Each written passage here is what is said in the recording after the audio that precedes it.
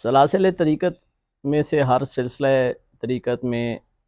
کوئی نہ کوئی طریقہ رائج ہے جس سے انسان اللہ رب العزت کی قربت کو حاصل کرنے کے لیے کوئی عمل کرتا ہے، کوئی وظیفہ کرتا ہے۔ ہمارا جو طریقہ سلسلہ عالیہ نقشبندیہ مجددیہ ہے، اس میں تمام معاملہ جو ہے وہ اللہ تعالیٰ کے ذکر پہ چلتا ہے، اور ویسے بھی یہ ایک حقیقت ہے کہ جس کو بھی انسان سب سے زیادہ یاد کرتا ہے، سب سے زیادہ جس کا ذکر کرتا ہے، اس کی محبت جو ہے وہ انسان کے دل میں جگہ لیتی ہے اور اس کی محبت میں اضافہ ہوتا ہے۔ اسی وجہ سے ہمارے مشائخ نے مراقبہ کی اور کثرت ذکر کو پسند فرماتے ہوئے یہ عمل رکھا ہے کہ انسان مراقبہ کے ذریعے، یا انہوں نے ذکر کے کچھ طریقے متعین فرمائے، اس ذریعہ سے انسان ہر وقت اپنے آپ کو اللہ رب العزت کے ذکر میں مگن رکھتا ہے، اور جتنا زیادہ اللہ رب العزت کو یاد کیا جاتا ہے، جتنا زیادہ اس کے ذکر کی کثرت کی جاتی ہے، اتنی انسان کے دل میں اللہ کی محبت جاگتی ہے، اس کی قربت نصیب ہوتی ہے۔ تو اس سلسلے میں طریقت نقشبندیہ میں زیادہ وظائف پہ زور نہیں دیا جاتا، بلکہ حضرت مجدد الفسانی رضی اللہ تعالیٰ عنہ آپ تو فرماتے ہیں کہ جو مبتدی ہے اس کو قرآن مجید کی تلاوت، درود پاک، نوافل کی کثرت، ان تمام معاملات سے زیادہ جو چیز فائدہ دیتی ہے وہ صرف اور صرف اللہ کا ذکر ہے۔ لفظ اللہ کا ذکر انسان کی زبان پہ رہے، اس کے ذہن میں رہے، اس کی سانسوں پہ رہے، اس کی توجہات میں رہے، یہی جو پہلا درس ہے، جو پہلا سبق ہے طریقت نقشبندیہ میں،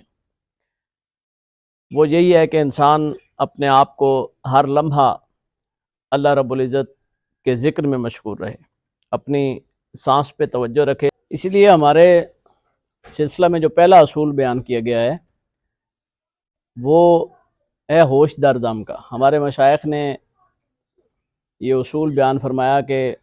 سالک کو، جو اللہ رب العزت کا قرب چاہتا ہے، اس کی توجہات چاہتا ہے، اس کو پہلا عمل یہی کرنا چاہیے کہ اپنی سانس پہ، اپنے وجود پہ توجہ رکھے کہ اس کی کوئی سانس بھی، اس کا کوئی لمحہ بھی اللہ رب العزت کے ذکر سے خالی نہیں ہونا چاہیے۔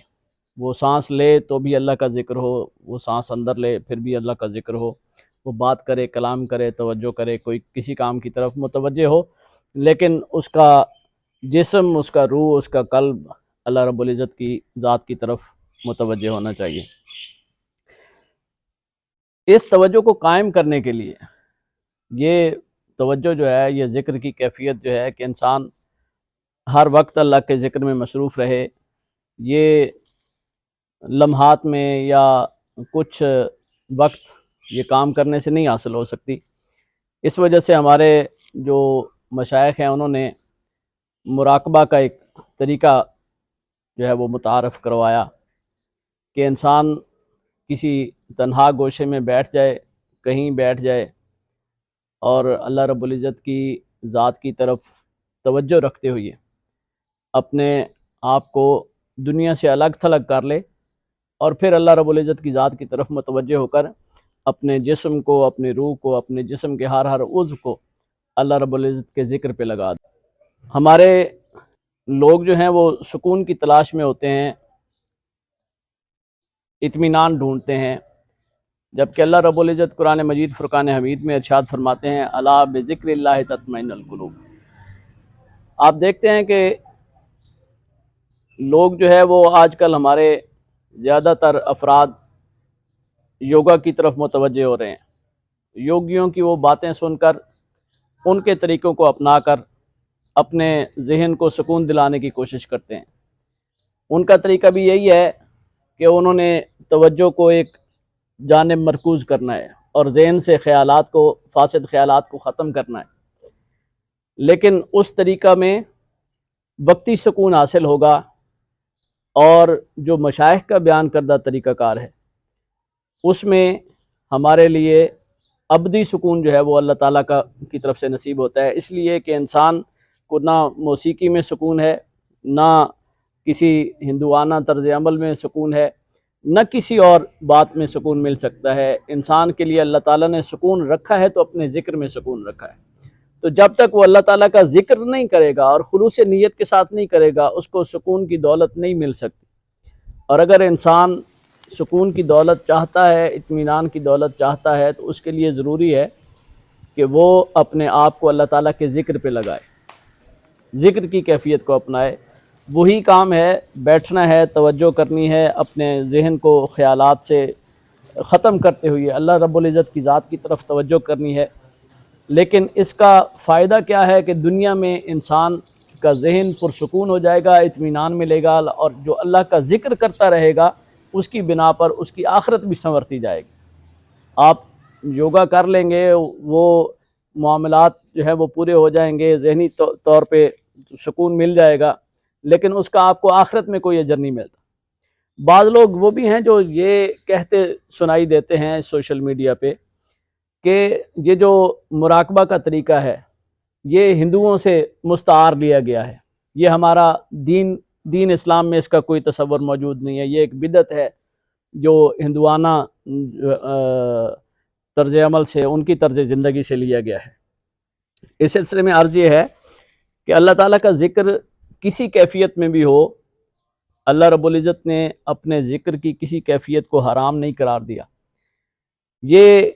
مراقبہ کی کیفیت حرمت میں یا شرک میں تب جائے گی جب ہم اس میں اللہ رب العزت کے علاوہ کسی کو شامل کریں، اور جب ہماری توجہ ہی اللہ کی ذات کی طرف ہے، اور ہماری سانس سانس میں اس مراقبہ میں بیٹھے ہوئے ذکر ہی اللہ کا ہو رہا ہے، تو یہ ذکر ہندوؤں سے مستعار نہیں ہے، یہ ہمارے مشائخ کا جو ہے وہ طریقہ چلا آ رہا ہے۔ اور رسول اللہ صلی اللہ علیہ وسلم سے علماء کرام فرماتے ہیں کہ جب آپ غار حرا میں تشریف لے جاتے تھے تب آپ کوئی عبادت تو نہیں کرتے تھے، تب آپ پر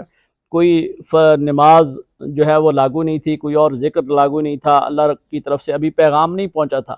تو آپ نے وہاں پہ کیا کیا؟ وہاں پہ آپ نے صرف اپنی توجہ کو اللہ رب العزت کی ذات کی طرف مرکوز کیا۔ وہاں غار حرا کی تنہائیوں میں بیٹھ کر رسول اللہ صلی اللہ علیہ وسلم جو توجہ اپنے رب کی جانب رکھتے تھے، اسی کا نام مراقبہ ہے۔ اور یہی مراقبہ جو ہے، یہاں سے ہی سنت عمل کو لے کر مشائخ جو ہے وہ بیٹھ جایا کرتے تھے، اللہ رب العزت کی طرف توجہ رکھ کے اللہ کا ذکر کرتے تھے، اور اس میں کوئی بھی ہندوانہ مشابہت نہیں ہے۔ اگر ہم اس طرز عمل کو لے لیں تو جس طرح ہندوؤں کا مذہب جو ہے وہ قدیم ہے، اسی طرح سکھوں کا مذہب بھی قدیم ہے۔ اور اگر ہندو جو ہے وہ یوگا کے ذریعے سے مراقبہ کرتے ہیں تو سکھ جو ہے ان کے سر پہ دستار بھی سجی ہوتی ہے، داڑھی بھی ان کا جو ہے وہ دستور چلا آ رہا ہے۔ تو اصول یہ ہونا چاہیے تھا کہ ہم غیر مسلمان کا اگر ہم نے کوئی بھی عمل نہیں لینا تو پھر یہ جو اعمال ہیں ان کو بھی مستعار نہیں لینا چاہیے تھا۔ لیکن جہاں رسول اللہ صلی اللہ علیہ وسلم کے چہرہ مبارک کی ہم